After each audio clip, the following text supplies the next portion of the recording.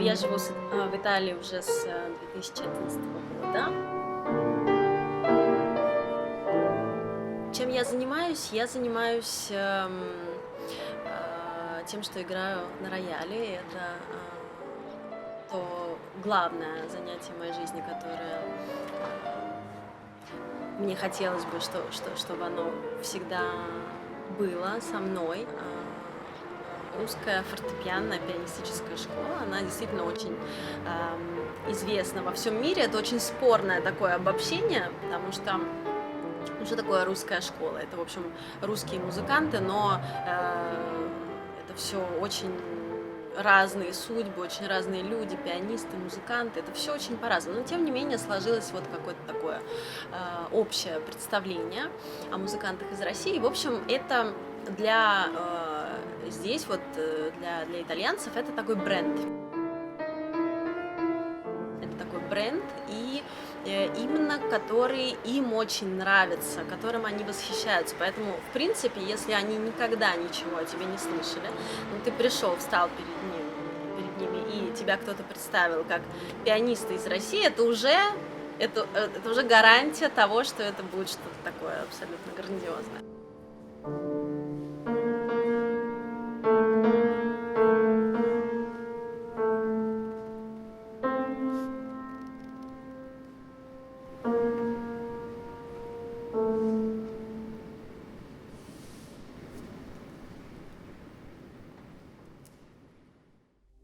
Русские композиторы и иммиграция, конечно, в первую очередь в голову приходит имя Сергея Васильевича Рахманинова, который это прямо такой, он вот символ всего, он и символ вот русскости как раз, вот такой русской души вообще, вот в музыке, в искусстве, и он в то же самое время символ вот этой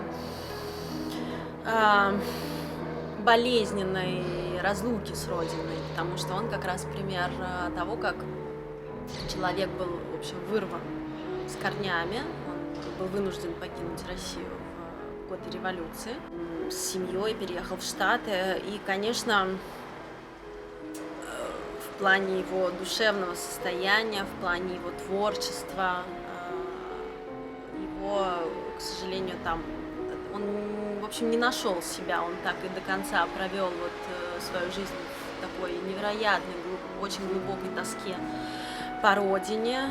Он жил во время, когда, в общем, было вот уже новое искусство, уже все столько новых было течений, все это было вперед, а он и в этом оставался такой очень одинокий и следовал, в общем, такой старой традиции, с одной стороны, хотя был совершенно современным композитором, вот, но, конечно, очень глубокие были его корни.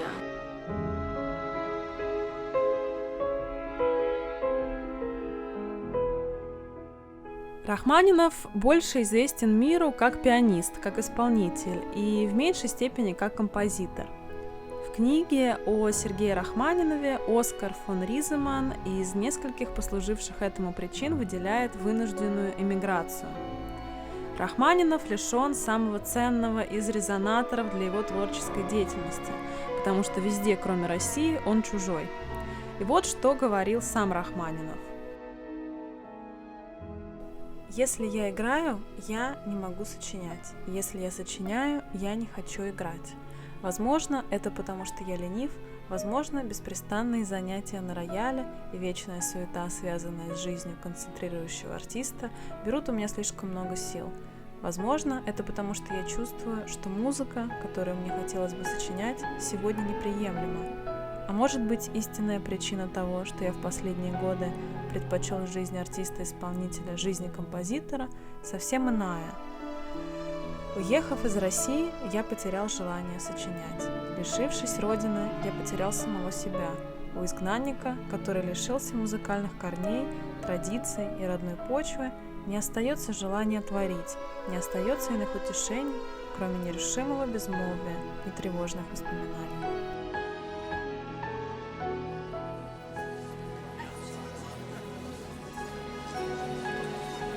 Например, знаменитый второй фортепианный концерт это такой масштаб, это вот вся Россия поднимается, это вот, то есть тебе нужно как-то, вот даже когда ты это играешь, тебе нужно представить вообще вот, и вообще все его творчество, вообще всего, даже вот просто извлечение одного звука вот, рахманиновского, это ты уже должен понимать масштабы вот, его родины, места, где этот художник родился, где он творил, где он, какой он сам был, вот даже его внешний вид, это вообще, он действительно символ, настоящее олицетворение мужское, такого в общем, мужского представителя России. Это большой мужчина, почти он, там, двухметровый, вот такое благородное лицо, огромный, вот он был потрясающим пианистом, эти огромные руки, вот как-то все, конечно, этот масштаб, это обязательно нужно иметь это в виду, когда играешь его музыку. В каждом русском есть тяга к земле, больше, чем у какой-либо другой нации. У других, например, у американцев, я ее совсем не замечаю. Мне кажется, здесь она отсутствует. Когда я говорю про тягу к земле, не думайте, что в этом чувстве я подразумеваю любовь к стяжанию, то есть чувстве, лучше всего выраженном в знаменитом рассказе Льва Толстого о лошади-холстомере, который рассказывает, что у людей есть потребность как можно больше вещей назвать моими. Нет, в мыслях русских людей о земле есть какое-то стремление к покою, к тишине, к любованию природой, среди которой он живет, и отчасти стремление к замкнутости, к одиночеству. Мне кажется, в каждом русском человеке есть что-то от отшельника. Из воспоминаний Сергея Рахманинова.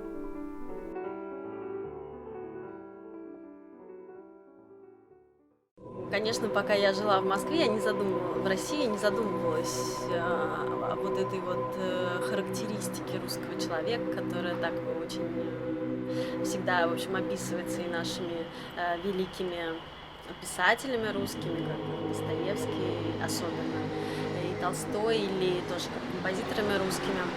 Конечно, вот это вот какая-то внутренняя тоска, которая еще, наверное, в большей степени присуща артистам.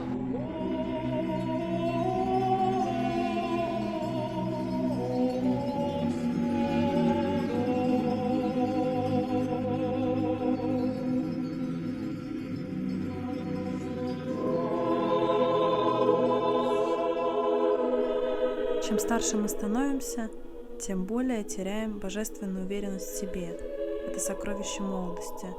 И все реже переживаем минуты, когда верим, что все сделанное нами хорошо.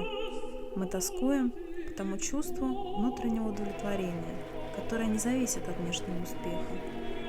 В настоящее время я все реже бываю искренне доволен собой, все реже сознаю, что сделанное мною подлинное достижение.